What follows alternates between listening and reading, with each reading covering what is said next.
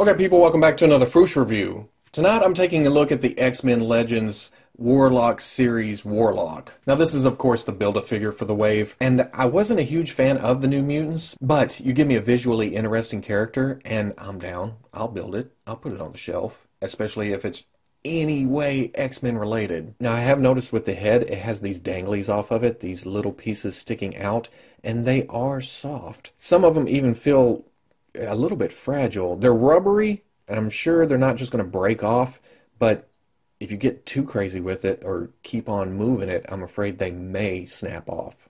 But that goes at the top of the head right there on the ball joint. Oh, whoa. I'm going to put the legs on next. There. Got this. Got that. The arm, that would be the right.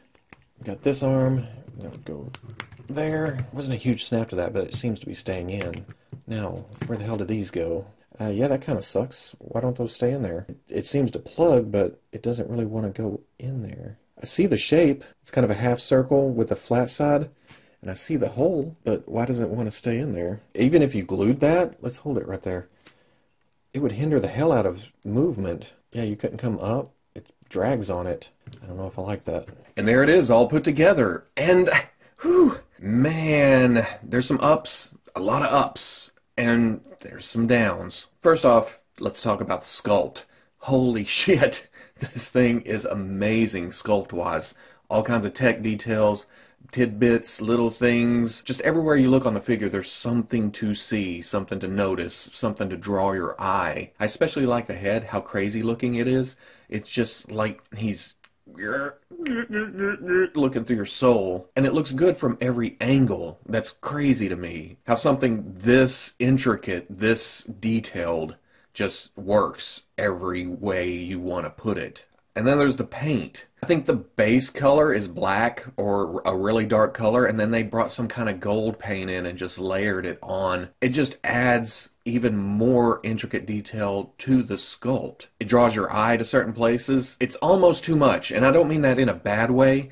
It's like sensory overload when you're looking at the figure, which is kind of neat because that's how it kind of was in the comics. Now before we get to the downs, here you go. Size-wise, it's about...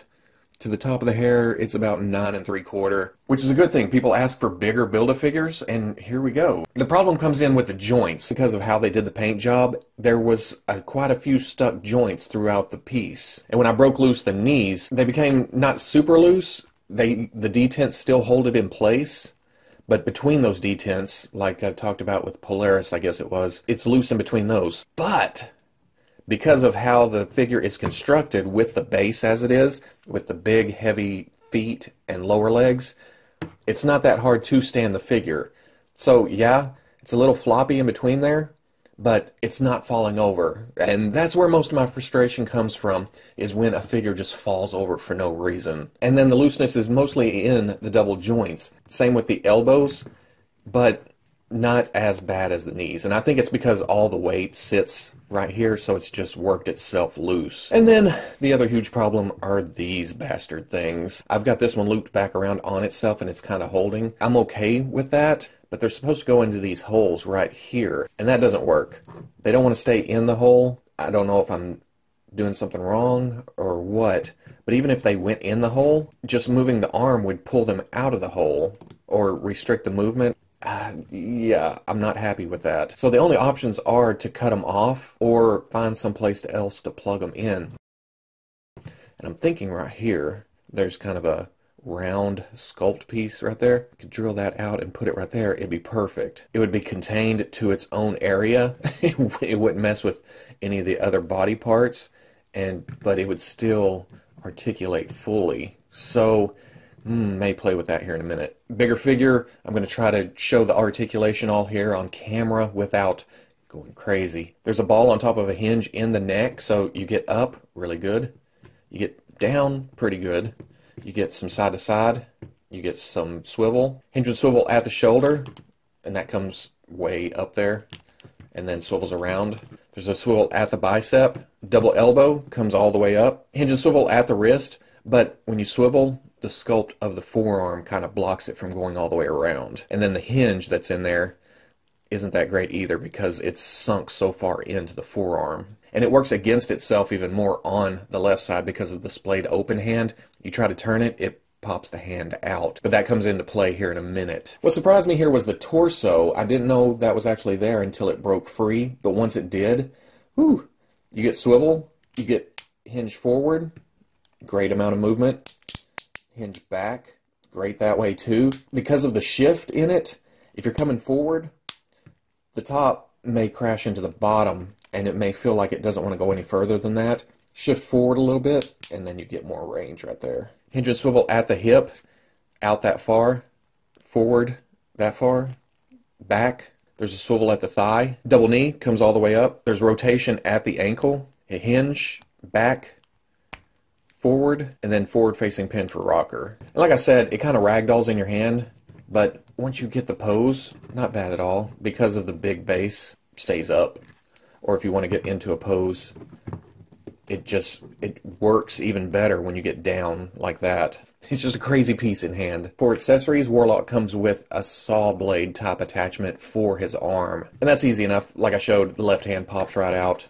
This pops right in. I usually put the detail to the inside. There's an extra wire and just a little bit more sculpt on this side. On this side, it's still great sculpt. Not taking anything away from this side, but I like that to be out. For scale, here he is with the Marvel Legends Black Panther, and like I said, it's a big figure. Now let's see what we can do about these things. I don't want to cut them off because it's kind of an added little detail. I'm not against cutting them off, but I want to try to save them before I actually do that. And what I'm going to do is attempt to drill a hole into this little part right there. You can see that it's kind of a circle. It looks like a socket of some kind. Actually, it looks like a flathead screw, but I'm going to try to drill into that, and we're going to try to attach that to that. And if it doesn't work, whatever, I'll cut it back off. Dremel, and I've got this kind of drill bit on the end. I'm hoping that's about the same size. I don't have any calipers at the house, but I'm hoping that's about the same diameter as the hose. And if not,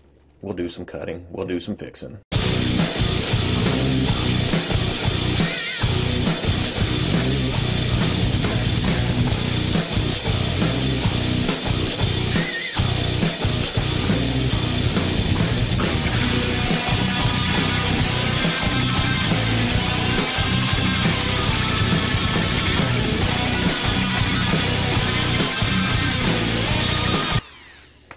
Okay, I nailed it going into that socket, but it looks like it's too small of a hole.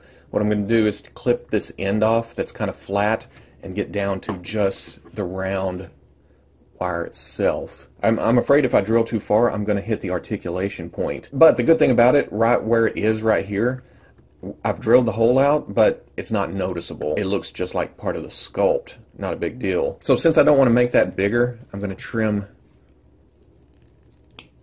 the end of the hose into a kind of a pointed shape. Not completely pointed, but just knocking off the edges until it fits in that hole. A little super glue seems to want to hold and still articulates. Rotation doesn't affect anything, and it's a little bit of added detail outside of the sculpt now. So I'm going to let that dry and do the other side.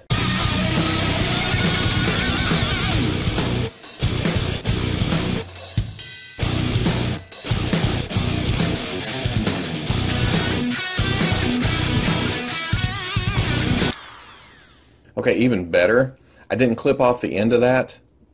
You live and you learn, you know what I mean? Don't clip off the end of that, just clip the edges off a little bit where it fits into that socket a little bit better. And if I could say so myself, I did a great job of fitting it, just blind cutting and drilling. But yeah, I'm going to glue that side in too. Yeah, I think I like that much better. This side probably won't hold as long as the other, but it should hold for now. I'm not going to get crazy with it after the initial review, you know what I mean? It's going to go on the shelf, and it's going to be in a cool pose, and it should stay there. So at the end of the day, I'm happy with this figure. It's a good Build-A-Figure. It's bigger. I know people were asking for that. Me, I'm good either way. It's an extra figure to me. Big, small, whatever. I'm good with it. But there is a little bit more satisfaction getting a big Build-A-Figure. It's crazy looking. It's nice to look at. I love messing around with this figure so far. And it just leaps into your hand. You want to mess with it as soon as you see it. Love the paint job. Had to do some fixing. That was more of an engineering fault, though, than anything else. And because of the build, the engineering, how it's weighted, the looseness isn't a huge factor. It's not like the figure's falling over, falling down. It stays in place. So I'm good with that. Just a unique piece. I would have never guessed that we would get Warlock. But now, just like the rest of the wave so far, it makes me want more figures. We need some new mutants to go along with Warlock. Which is crazy because at the first, like I mentioned, I was never a big New Mutants fan. So, the power of a good action figure. Especially in its Cypher. Damn it. So if you like the review, comment, like, subscribe. I'll catch you on the Fwoosh.